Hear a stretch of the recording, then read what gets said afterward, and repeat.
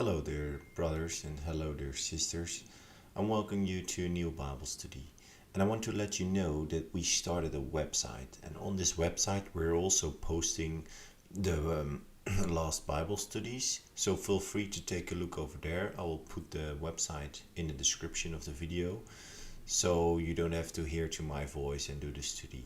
Because I do make a lot of pronunciations, mistakes. Sorry about that. On the website, you can take your time. You don't have to listen to our voices and just study the word. So feel free to visit that one. Let's continue in Habakkuk 1 verse 3. Why do you make me see iniquity? And why do you idly look at wrong? Destruction and violence are before me. Strife and contention arise. James Bruckner, in his NIV Application Commentary, writes, Habakkuk expressing questions and lament in Habakkuk 1 verse 2 to 4 are given to him by Yahweh in an oracle, as we can read in 1 verse 1. This setting implies that even his questioning is inspired by the Spirit of Yahweh. Through the ages, believers have asked similar questions of the Lord in prayer.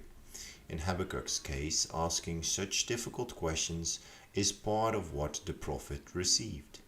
Questions and lament are part of a believer's burden, and honest dialogue with God is a necessary form of relationship with Him.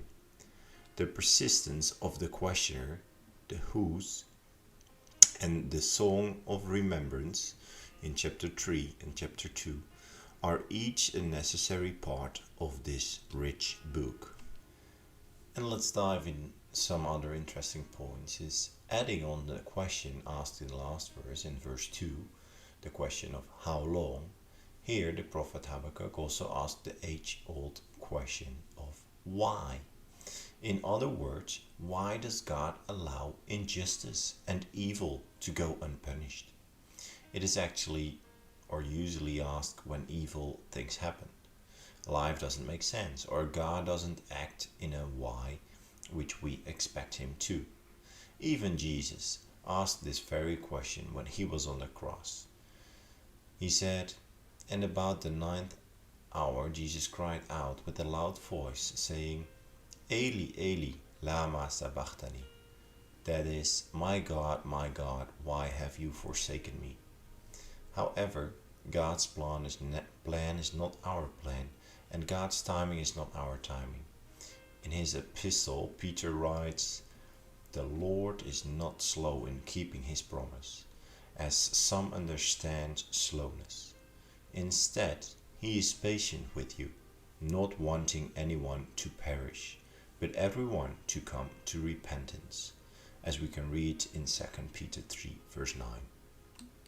And then Habakkuk describes the 6 aspects of evil and corruption in Judah, using 3 matched word pairs, looking at iniquity and wrong. Iniquity and wrong are 2 sides of the same coin. It means total unconcern for others. It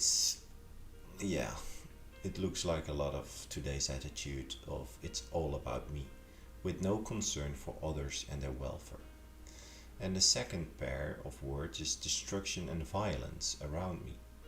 Another pair of similar words describing the breakdown of communities, relationships, and the ability for people to live in a safety and productively. Many nations around the world have no infrastructure for people to live in peace and safety. And the third pair of words, strife and contention, are increasing. This pair are legal terms in Hebrew, which indicates that there is a perversion of justice amongst God's people, an overabundance of lawsuits and legal quarrels, with little just resolution. In other words, justice was replaced with anarchy. Okay, brothers, in Habakkuk's questions, he seems to indicate that God is oblivious to these problems and doesn't seem to care. Why do you idly look at wrong? Is almost like an acquisition towards God for ongoing against his own nature. The prophet Jeremiah, who also prophesied during the same time frame, also uses a similar argument to God. Righteous are you, O Lord, when I complain to you, yet I will plead my case before you. Why does the way of the wicked prosper? Why do all who are treacherous thrive? As we look at the world around us, we can relate to the complaints of Habakkuk and Jeremiah. Seeing things getting worse in our situation and countries, we cry out to God for justice. However, we often forget that in many countries, believers have it far worse. And in fact, Christians are the most persecuted people in the world. In many countries, our brothers and sisters are expelled from their homes and villages, lose their jobs, separated from their families, find their crops burned by their neighbors, raped, see their children kidnapped, thrown into prison, and even put to death, all for merely identifying with Christ. And I don't know where you are listening from, and maybe this is familiar to you, and I pray that God will give you patience and wisdom and love and everything that you will need in these situations.